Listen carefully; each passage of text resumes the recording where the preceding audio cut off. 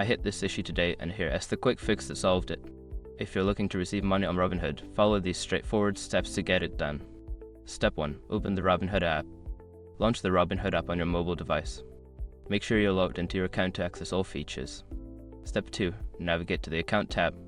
Tap on the account icon located at the bottom right corner of the screen. This will take you to your account settings and options. Step 3. Select Transfers. In the account menu, find and select the Transfers option. This is where you can manage your money transfers. Step 4. Choose Receive Money. Once in the Transfers section, select the Receive Money option. This will guide you through the process of receiving funds.